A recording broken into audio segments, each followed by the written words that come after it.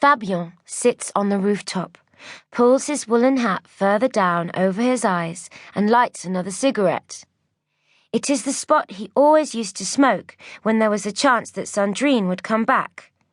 She hadn't liked the smell, and if he smoked inside, she used to screw up her nose and say that the studio apartment smelt disgusting.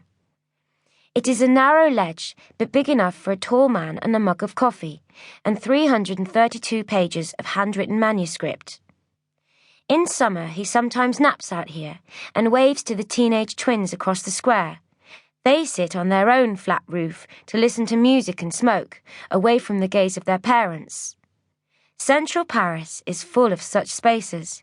If you don't have a garden or a tiny balcony, you find your outside space where you can.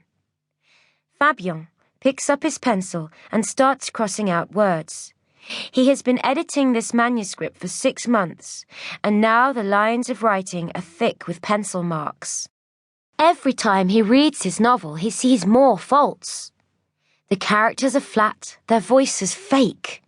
Philippe, his friend, says he has to get a move on, get it typed and give it to the agent who is interested.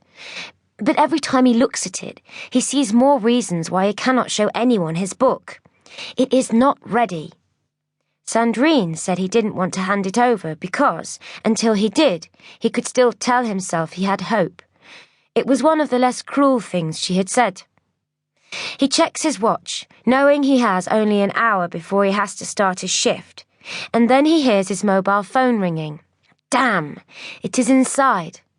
He curses himself for forgetting to tuck it into his pocket before coming out onto the roof.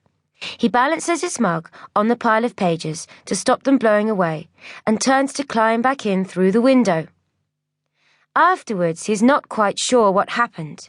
His right foot slips on the desk that he uses to climb back in, and his left foot shoots backwards as he tries to stop himself falling. And his foot, his great clumsy foot, as Sandrine would call it, kicks the mug and the pages off the ledge. He turns in time to hear the mug smash on the cobbles below, and to watch 332 white pages fly out into the darkening skies. He watches his pages catch the wind and, like white doves, float into the streets of Paris.